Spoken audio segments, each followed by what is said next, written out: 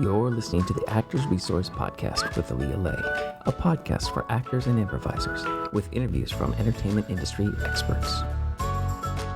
Our guest today is Roxanna Lewis. Roxanna Lewis is an award-winning film director. Her creative approach to filmmaking originates from her deep roots as a theatrical director and choreographer. Her work has been presented across the US and beyond, from Broadway to Lincoln Center Out of Doors to the Department of Agriculture in Washington, D.C., performances for international dignitaries and audiences in the US, Europe, and Asia.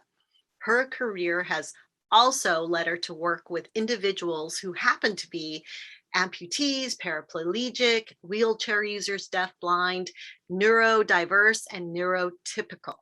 As an award-winning film director, Roxanna directed The Crossing, The Shift, I Didn't Know, Hear Me, My Third Body, and Multimedia String Theory, which premiered at the Edinburgh Fringe Festival with Mandy's voice currently in post-production. She's worked on additional projects with Island Records, SONY UK, Mpress Records, CNN.com, Discovery Channel, Showtime, Mindless Entertainment, DNA Productions, the Revolver Film Company, and Kylo Productions. Roxanna is also founder, CDO of Roxxiedanz Productions, Inc., a boutique film and commercial production company that develops scripted and non-scripted TV series, documentaries, and short-form content celebrating underrepresented voices, female-forward content, diversity, and inclusivity. Okay, that was an amazing bio, Roxanna. You need like a tongue break. You get a break. I know, my tongue like twisted, and I just hope. Who wrote that? Well, just thank you so much for being here. Really grateful to have you here and sharing your story with us today. Happy to be here with you. I am happy to do some playing together. What do we want to talk about? What do we want to play with? Yes. Well, we're going to play with success stories or success journeys. And again, I repeat this often, but just in case someone's new, the idea of success, the definition, I'm basing it on Earl Nightingale's definition of success, which is the progressive realization toward a worthy ideal. And that worthy ideal is your own personal goal, whatever that means to you. So in addition to the fact that you are already successful because you're already going after your worthy ideal, which I'm going to ask you about in a little bit, but also definitely want to acknowledge and showcase your achievements as well, because those are things to be proud of as well. So the achievements are wonderful. But first, okay, how did you get started? So I think it's really interesting to tie that into success. So I started as a very ambitious little dancer. I was really lucky because my mom put me into Tahitian and West African and flamenco and Polynesian stick dancing and very lesser known sort of dance techniques, we'll say. And I love that she really purposely immersed me in cultural experiences and said, this is dance and this is life. And then after a few years of just really getting to experience the love of music and movement and understanding that it was connected to something much larger, which now I'll maybe classify as not just culture, but communication. And then I fell in love with just wanting to move all the time. So I thought I'd wanted to become a little ballerina, and I kind of trained up the ABT pipeline.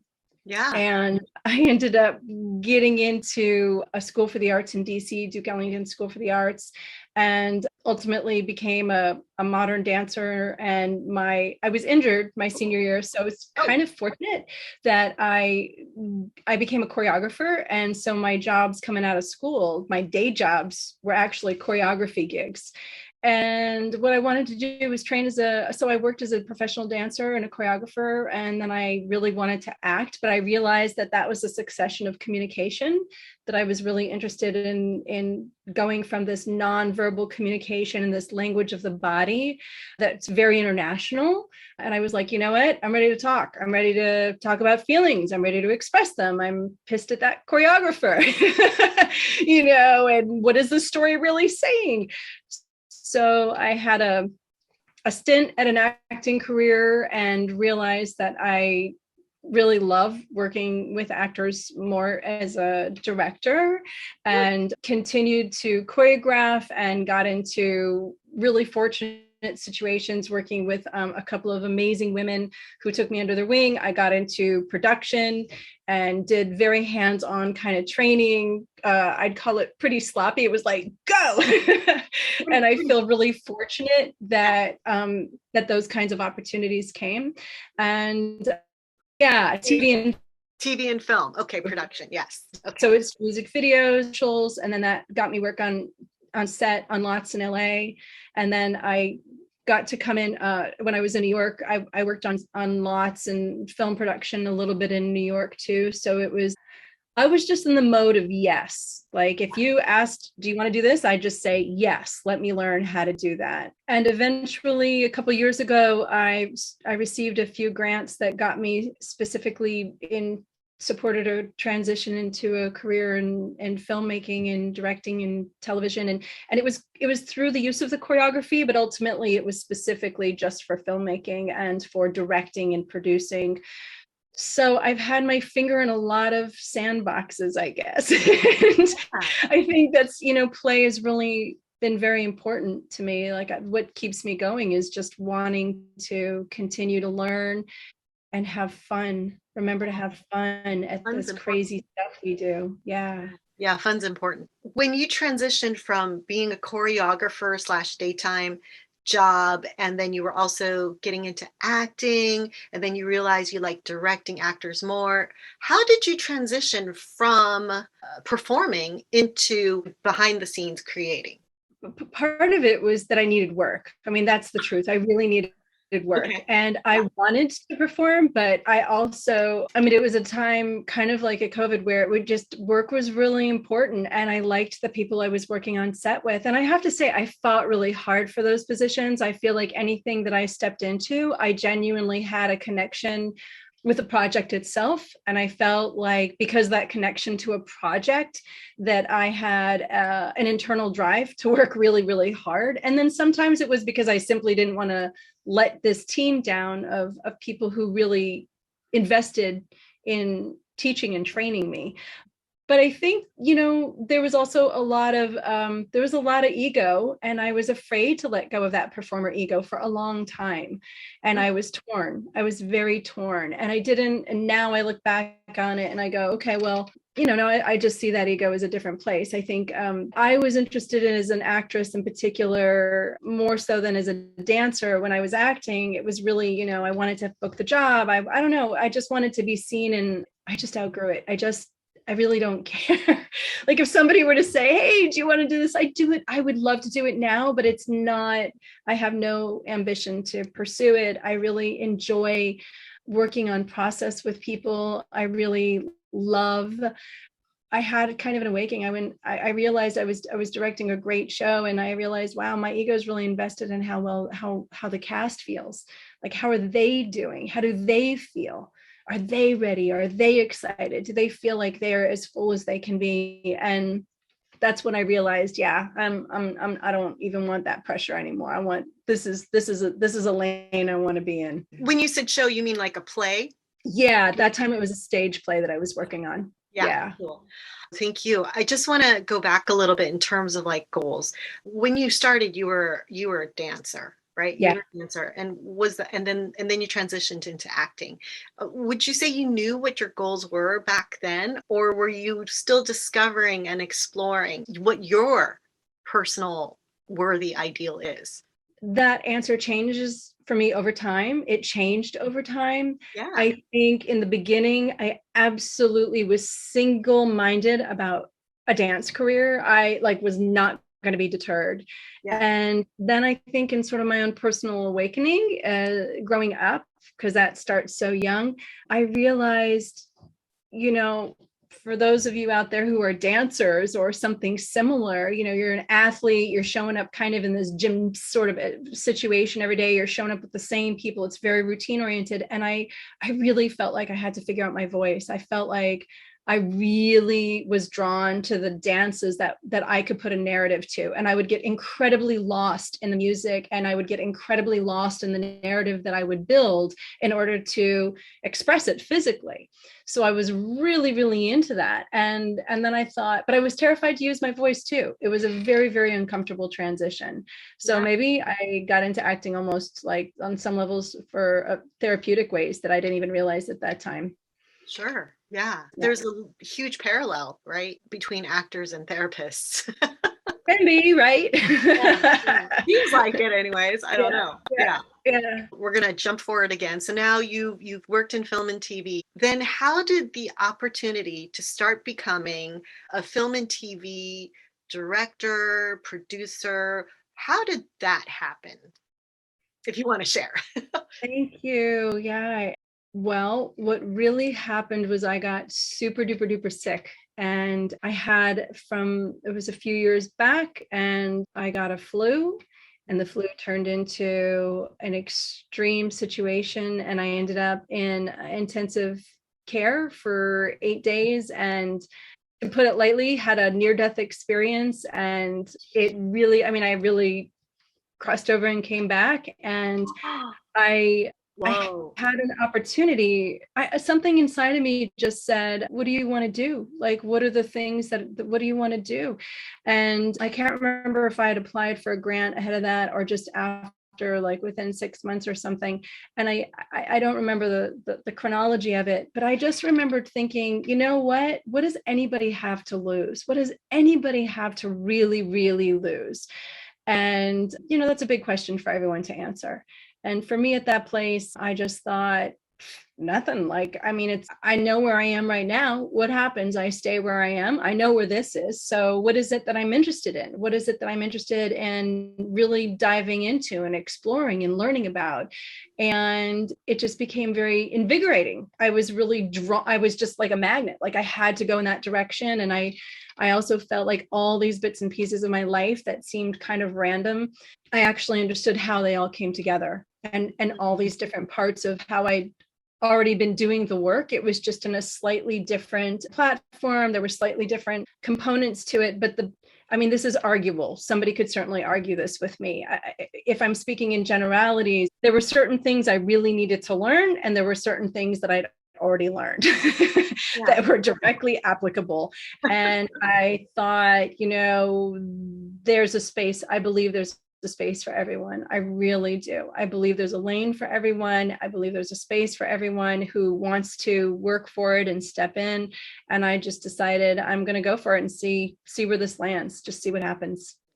You had a major emotional impact, like huge. You died huge. And came back. Yeah. Oh my hair fell out, my hair changed. I lost like 20 pounds, 17. And, and I just, I looked in the mirror and I went, okay, I've seen death and I know what that looks like. So what do you want to do with this time and space here? Mm-hmm. And how do I serve? How do I serve my purpose? I think that there's more than one purpose. I'm not saying people need to believe in this, but for me, you have an intimate experience like that. You kind of figure some things out for yourself. Yeah. And I just felt like, all right, I'm here to be of service. And what does that path look like? Right. Let me walk it. Right, mm-hmm. Right. It's so interesting because I have another guest who had a similar experience mm-hmm. where that also showed her clarity. Yeah. Yeah. Clarity, right? Yeah. Well, I'm so glad you're here with us today. I'm sorry you experienced that. On anyone. I really don't. I don't wish like all this craziness that we're all kind of dealing with. And the one thing I want to say about that is that I recognize that anything in life is 100% to the one person or the one, when you experience it, it is 100%. Yes. Whether that's an easy, I don't like to say good or bad, but if it's something that's a challenge or something that's exciting, it's 100%. And I don't believe in statistics because, when you're that one, it's 100% for you. So Yeah. part of what I feel is very important for me to bring to the work that I do is to bring this sensibility with me and to share it with everybody that wants to be a part of it, and to let that energy be part of the thing that makes the projects work, that makes the job easier, that makes the hours doable and worthwhile. Yeah. Yeah. That's huge. Thank you. Okay, so after this transforming experience, you now know the direction you want to go. And like you said, you had some previous experience that applied directly, and there were things you didn't know. How did you get started? Were there challenges? Oh, yeah, absolutely. We think the biggest challenge for all of us is to mentally get out of our way, to mentally say, I really believe the biggest challenge starts in our minds and in our head, and the things that we say to ourselves and the things we choose to listen to, no matter what we do in life at all, and I think that's important to pay attention to, right? So that when we decide to make big changes in our careers or in our lives, we've kind of figured out how to go, okay, get rid of the static, quiet all of that stuff down as much as possible. And I think that's a definite practice. And then there's space to put new information. I studied a lot. I'm very grateful for 3 grants that I received that were completely dedicated to all kinds of educational opportunities that I just really immersed myself in for probably 2.5, 3 years.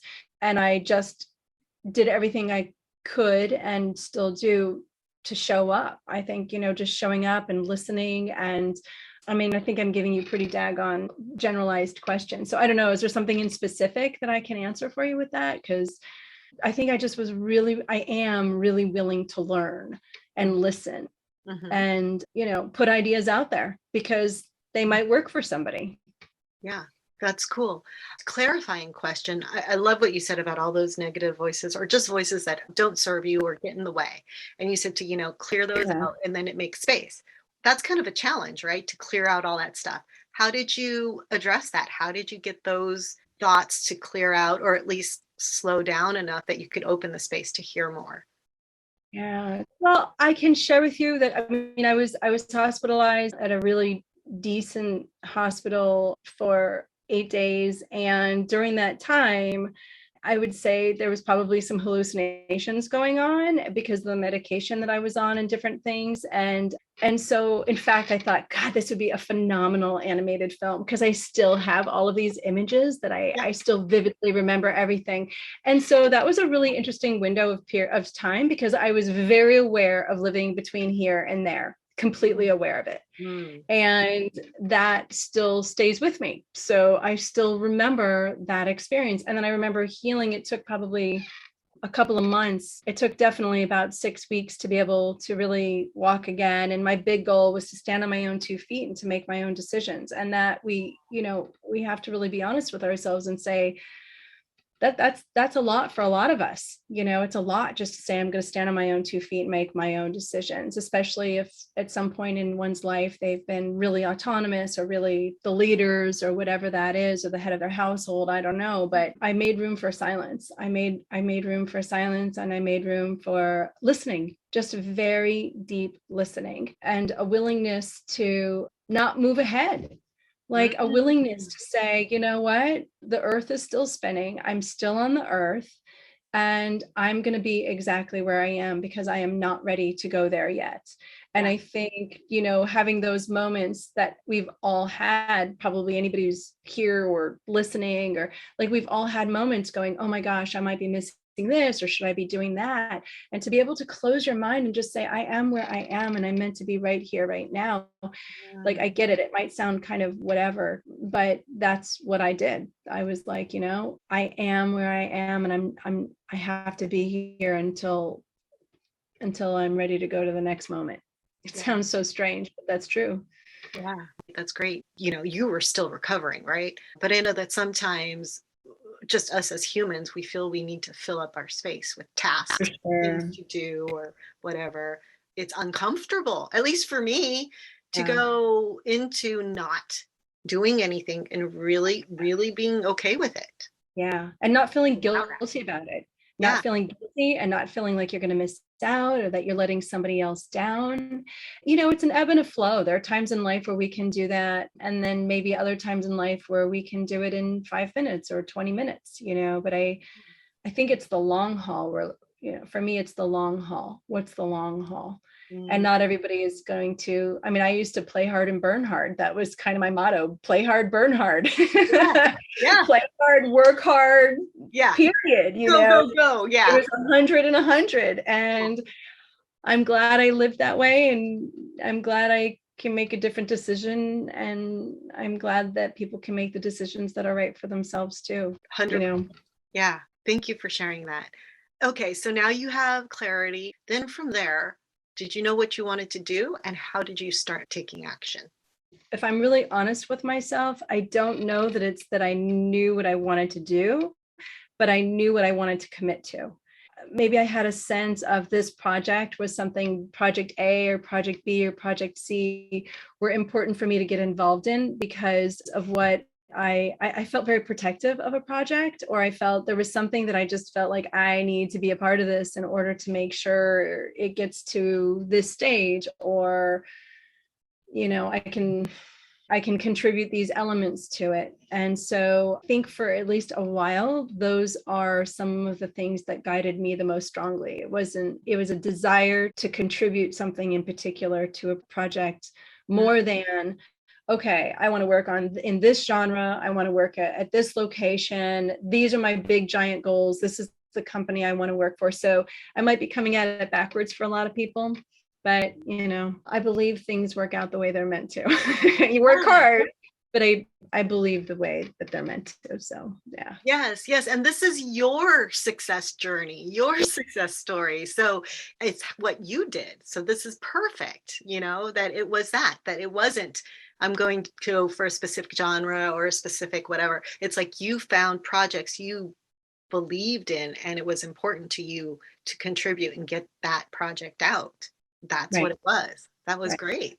Is there anything you want to share or add with the audience in terms of a challenge or obstacle that you ran into other than your life and death situation? But something else that you've overcome, if you want to share, what that was and how you overcame it. That's the first question. Okay. Should I start with that real quick? Yeah. Okay. I think one of the biggest challenges I had was that I got a lot of work as a choreographer. I think a decent amount of work as an actress. And there was a lot of, at that time, well, you're either one or the other. You can't be a dancer, a choreographer, and an actress. And I understand why some people would say that. But there were people that I could point to who said, why not? Shirley MacLaine has done it. Goldie Hawn has done it. Debbie Allen has done it. Okay, well, that's 3 people. Well, before them, there was 0, So I think that if someone tries to put you into a box, it's really important for you to know yourself whether or not you need to listen to them. And I think that was a big challenge for me because I felt like, oh, well, then I have to stop doing this in order to do that. And I don't know if that's true or not. I know that still now my goal is 100% director, whether that's in film or television. But I also know that the choreography keeps coming up. And I know that my dance world keeps coming up. And I thought I buried it. And if it's meant to surface, then I'm really thankful for that. So anybody out there who's like, I think this is such a gorgeous time, because if you're a composer and you're a writer, my gosh, think of the things you can do with that together. Or you're a composer and a writer and a producer, or you're a visual artist. I think this is such a wonderful time because people are who they are and don't have to label themselves or fit into these categories. And I think that's a really, really cool thing. So I encourage people to own all of those strengths and all of those passions and to walk tall. And some days you might use all of them, and some days you might use one of them. And on lucky days, you have somebody like I have you today asking about these different parts, but they're your superpowers. So own them. Yeah, we're multifaceted. We're not just one label. Yeah, I love that. Thank you. Yeah. And now at this point, what is your current goal that you're working on, your next goal, and how can we support you? Thank you so much. In the immediate moment, I have a lovely film that I've directed and am producing called Mandy's Voice. And it is amongst the very first certainly in the US, in that things are happening very quickly in our society right now. But it is about a nonverbal young lady on the spectrum who's struggling to communicate and is working out her relationship with her mother in particular. And that relationship is sort of a mirror of her larger world. And so we're going out into festivals in 2022, and it would be amazing for people to check out mandysvoicefilm.com. Yes. And in the meantime, I am also I'm in discussion about developing a docuseries on a work that I created many years ago that's getting some attention. I'm developing that, and I am really looking. Thank you very much. Thank you. That's called Dream Body, and it's based on IP that I put out into the world many years ago, which I'm very excited about. And then I'm looking for scripts to direct and to produce. Yes. I'm open. Great. Mandy's Voice, that's with a Y, right? Yes. MandysVoice. That's one yes. we can follow with you with that. Second thing, IP. What is IP? Thank you. Intellectual property. Nice. So that's based on a work that I created. Dream Body is the title of a work that I created for a specific set of performers. And I'm revising that and bringing it into contemporary times and going to do hopefully an international co-production on that. So it's exciting. I love it so much. And are you looking for film or TV? Both? I'm primarily looking for feature film. And I would say drama is my sweet spot, and pieces that have like real context to some of the social issues that we're all experiencing right now. Drama is a lane that I love a lot. I'm not afraid of dark and gritty. I'm not afraid of sexy at all. Take care of your script. If you want to send a treatment, that's fine. If you send a script, make sure you've copywritten it. I don't want any issues with that. So don't send them unless they're copywritten. Yeah, you take care of all your stuff there. And I'm looking for scripts to be able to direct and produce in the next year. I have a potential deal there that I'm looking for material. I love that. And where can they send you their scripts? Make sure you're copywritten or a treatment, but where do you want to receive scripts? Roxanna at roxannalewis.com. And I have a website, which is just roxannalewis.com. So there's a contact in there and people can communicate with me through that contact if that's easier. Just Roxanna Lewis. Yeah. Great. And how else can we follow you? Is there anything else? Sure. Please connect with me on LinkedIn. I am at Roxanna Lewis, and Facebook and Instagram are also at Roxanna Lewis, and Twitter is at @thereal_Roxanna. There used to be this awesome rapper. Yes. I hope you've seen her film Roxanne. So that was the big thing. She has 13 versions of Roxanne. And so she was the real Roxanne. For anybody who knows that, then she's amazing. And so I'm the real Roxanne. Nah. Yeah. Cool. So I'd love it. I'd love people to say hello. I look forward to it. Thank you so much, Roxanna. You have been wonderful. Thank you so much for sharing your story. Amazing. Thank you for sharing your time and energy with all of us and your awesome questions. Thank you.